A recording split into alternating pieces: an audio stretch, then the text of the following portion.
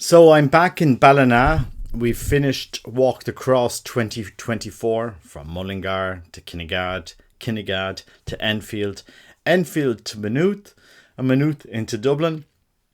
And I can tell you it was some walk, especially yesterday. It was over 30k walking, at least for me, during the day. And I think everybody felt it. We were a bit stiff after the walk. I just want to give a big thank you for everybody that supported, that everybody that came.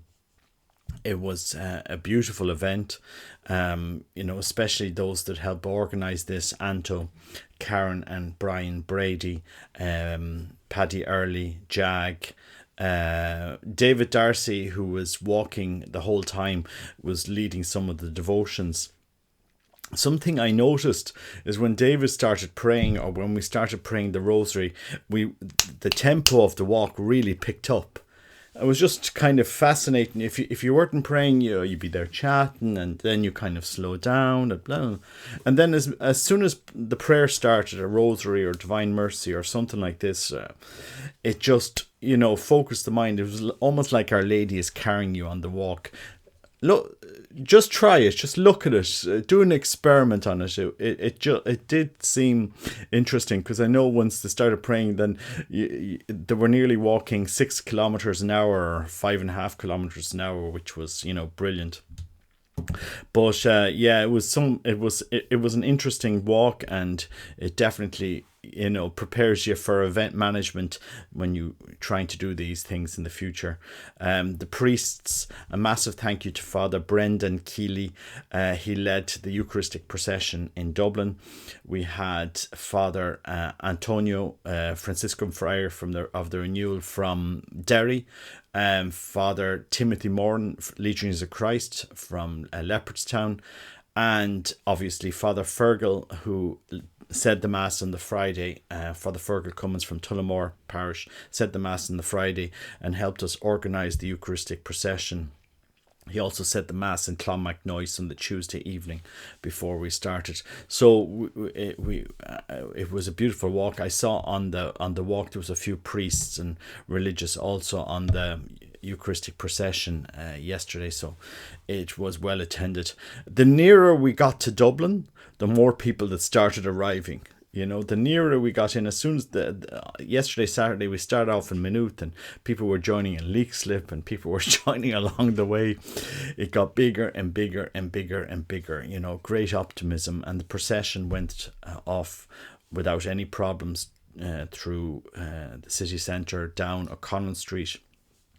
Ireland Needs Fatima was praying the rosary from 4 to 5, and so there we beside the spire, and we passed by them and went on to Church Street, to St Mary of the Angels in Church Street.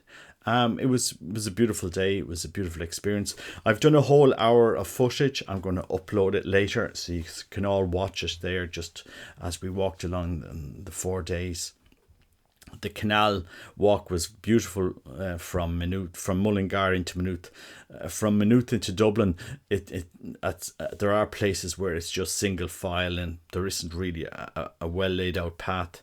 It's certainly beautiful, but sometimes it wasn't easy. But thankfully nobody got injured, and we all made it safely in there that I'm aware of. And thank you for everybody that came. It wasn't a walk that I intended to do this year. As I said to Anto, I could support on the Saturday, but I didn't have holidays because I was doing the Camino with my son for 6 weeks in June and half of July, and then coming home early because I injured my arm. I wanted to get it checked out here in Ireland. Well, I came home early. I went back to work early, and that's why I had time to help with this walk. So sometimes we plan and God replans. God intervenes. And poor Anto had been in the hospital for a while, and he wasn't up to walking, and thankfully he was able to do the van work, because we needed somebody with a car. We needed somebody to come along with a car, that we could call with a car to come and collect. And he was being used every day, carrying bags, or somebody couldn't walk, or if there was a problem, at least we had a car, a van, which you need that for every walk. So it was good. The way it worked out in the end, it was good. I like walking. Anto was struggling with the walking, but at least he had the van and we could get it done. And I think somebody was saying it's the first Eucharistic procession down O'Connell Street since the 1920s, or since the Eucharistic Congress years ago in the early part of in the middle, the 1930s. I don't know if that's true or not. I was looking around trying to dig up information, when was the last time we had a Eucharistic procession down the main thoroughfare, down the main street of Dublin, O'Connell Street, past the GPO. I don't know, maybe somebody can let me know. I just thought it was interesting. And it was just interesting, the reaction of all the people, because, then we went down Henry Street, isn't it, past Arnott's Shopping Centre, and people were just looking at us. I could see a lot of Catholics, they understood it was the Eucharist, and they were kneeling on the pavement. You could see people kneeling. They weren't part of the procession, but they obviously were struck by the Eucharistic procession.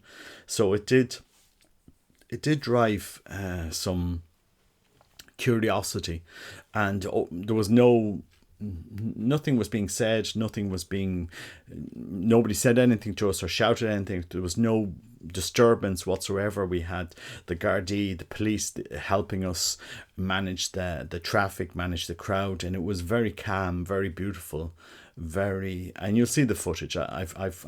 I'm uploading it, quite a large file. I'm uploading it, so you'll see it. But it was such a beautiful day, and I just thought it was memorable for these times. People need hope. People need hope. We have everything. We seem to have everything in Ireland except hope sometimes, and you see this played out through the lives of so many people that are, lost, alone, hurting. As I said, when we were doing the Camino, we heard about this sorry story of a guy who had taken his life very near to where we were passing on the Camino, and that walk that we did from Mullingar into Dublin, it was called a famine walk. People were walking that walk, and probably had walked it from the other side of Ireland, from Mayo, and there was so much emigration, people walking to Dublin to get a boat to get out of Ireland, during the famine. And you can imagine, people would have died along that walk. They would have suffered. It's truly, truly sad what happened. But I suppose we remember all of that suffering, all of that pain, and we try to shine light into it. So, just want to give my thanks to everybody, and encourage people, if you're able to come along and do Walk the Cross next year. I don't know where it's going to be. We will see suggestions. I did like this year having as much of the walk on the canal as possible, because you're not dealing with traffic. I like walks where you don't have to deal with traffic. I hate walking on roads. That's my personal, roads sharing traffic, because you're just a bit apprehensive for me, obviously, because of personal history, my son being knocked down on the road and stuff. I'm apprehensive about pedestrians and roads and stuff like that. But let's see if we can find a nice route next year and do something. I don't know, Lagan. I think along the Lagan you could walk from Lisburn to Belfast or something like that. We'll see. I don't know. If people have ideas, just let me know. Anyway, back to other topics. What am I doing? When I came home, I got the 3 notebooks, the notebooks, the Maria Valtorta notebooks of her writings over the years. So these have come into, so I'll be doing a blog about those notebooks. And I also have the first book that Father Ernesto Zucchini wrote, Heaven in a Room, by about the life of Maria Valtorta. Now, Father Ernesto Zucchini, he works with the Maria Valtorta Foundation, and I've spoken to him last week for an hour, and we are arranging an interview. I'm trying to get it translated. I will try to get it translated after I do the interview. I'll be doing it in Italian, but we're trying to dig out the life of this woman this her works, her writings, because they need some merit. We owe her. We owe her, a full thorough investigation. So this is the first book that Father Ernesto has written. He has a second book that's only in Italian. Hopefully they'll get it translated. And he has a far larger third book that he's currently writing, that he hopes for it to be his doctoral thesis. And if it isn't, he's going to publish it anyway. So Father Ernesto has done a lot of investigation into the life of Maria Valtorta, and hopefully soon they will start the process of her canonization, because she is one of the greatest mystics of the last century, in my opinion. Truly incredible woman. But so to add to my Maria Valtorta collection, some reading, and I'm trying to get through them as quickly as I can, just to see where it goes. And we have then coming up in this Saturday, next Saturday, people remember, in Knock Shrine next Saturday, School of Mary is the third session of School of Mary, with Jean Curie, Frenchman, is coming over to lead us in the Solid Foundation of the Spiritual Life course. So all of you who have already signed up, you know who you are. You can come along. There's no way we could accept more people at the moment. We don't have a massive venue at the moment, but if you're interested in the Solid Foundations course, we'll hopefully do another one next year if Jeanne is available, and we're finding it very good. I find it fascinating.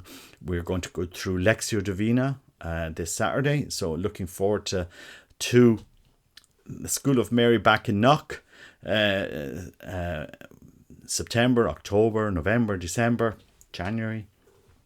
So looking forward to those sessions. And then on the 10th of October, out to Medjugorje for a week. Really, really, really looking forward to that. Can't wait to get out there.